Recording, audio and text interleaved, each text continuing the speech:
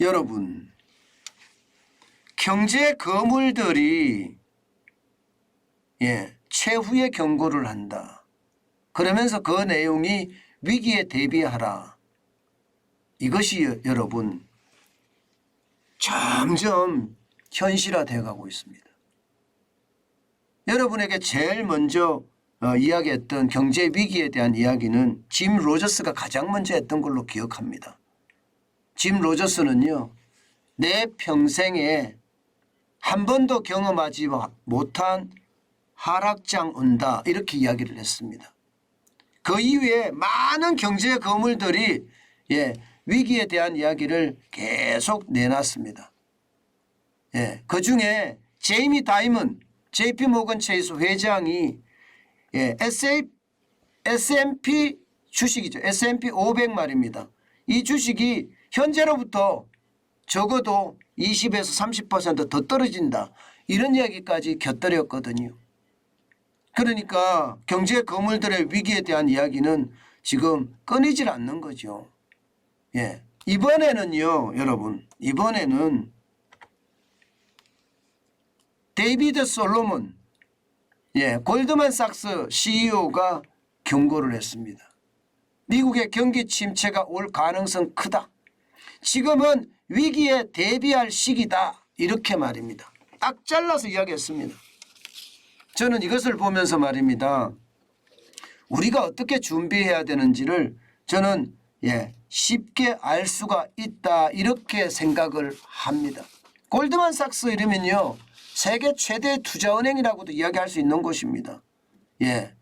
그래서 이 세계 최대 투자은행, 투자를 하는 은행이잖아요. 그죠? 이런 은행의 최고 경영자, 다시 말해서 우리가 쉽게 말하는 회장, 사장, 대표는요, 이렇게 이야기하는 겁니다. 지금은 위기에 대비할 시기다. 이렇게 말입니다. 지금까지의 어떤 리스크를 감내할지 확인을 해야 되고 또 어떻게 조심해야 할지를 알아야 된다. 그렇지 못하면 여러분 이게 가난한 사람이 될 수밖에 없다. 이렇게 이야기하고 있는 겁니다. 여기에다가 말입니다. 제프 베이조스 이러면 아마존 CEO죠. 그죠? 아마존 창업자이자 CEO입니다. 아마존 창업자이자 CEO도 마찬가지로 이야기합니다. 요즘과 같은 경제에서 확률은 당신에게 위기에 대비하라고 말한다. 이렇게 이야기합니다. 영어를 해석한 거라서 말이 좀 어렵기는 하지만요. 분명한 것은요. 위기에 대비하라는 그런 이야기를 지금 하고 있는 겁니다. 여러분, 제가 아마존의 CEO나 혹은 이게 골드만삭스라는 투자은행의 CEO나 이런 사람들이 위기에 대비하라 이렇게 이야기하는 건 우리가 굉장히 귀담아 들어야 될 부분 중에 하나예요. 여러분 보세요. 투자은행이면 실전 투자가입니다.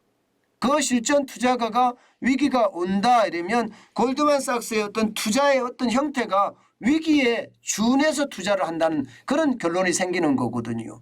마찬가지로 아마존의 CEO가 위기에 대비하라 이러면 아마존은 이미 위기에 대비하면서 경영을 한다는 거예요. 이건 실물 경제, 실물 경제를 운영하는 사람들의 이야기입니다.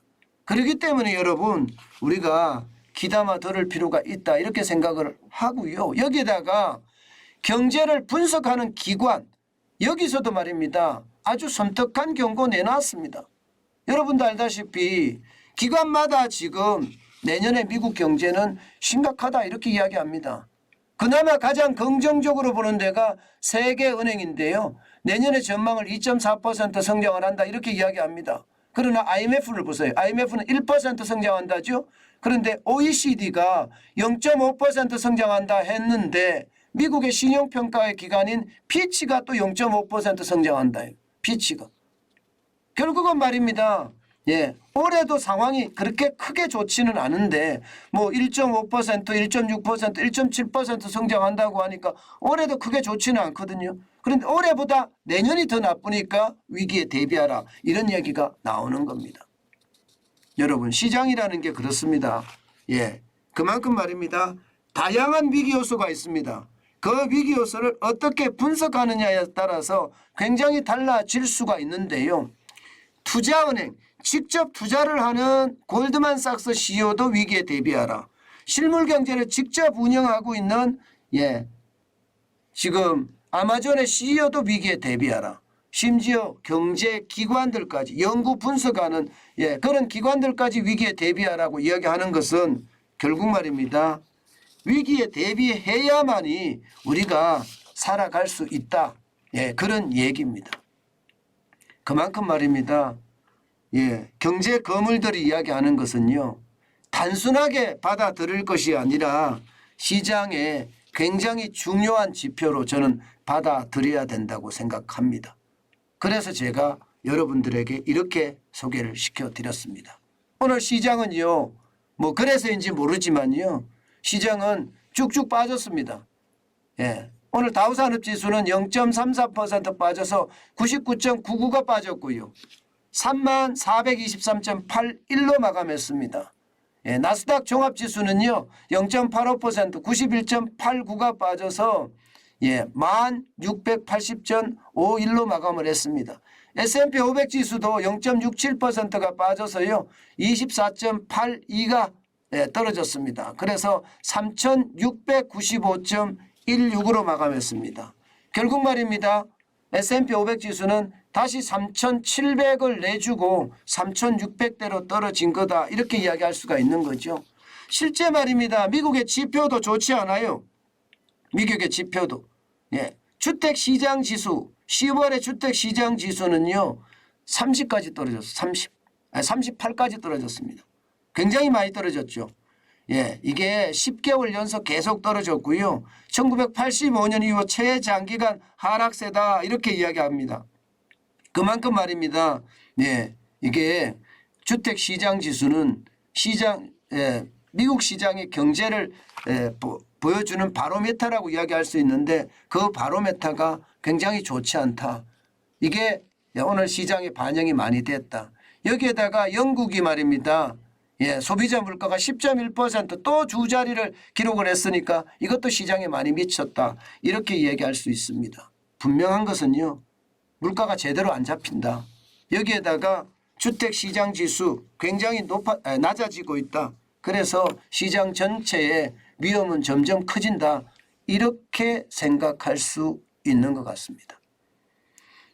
여러분, 제가 누차 설명을 드리지만 경제 거물들이 이야기하는 것은요. 이게 단순하게 이게 허투루 내버려서는 안 된다고 저는 생각을 합니다. 그 이유는요. 그들은요.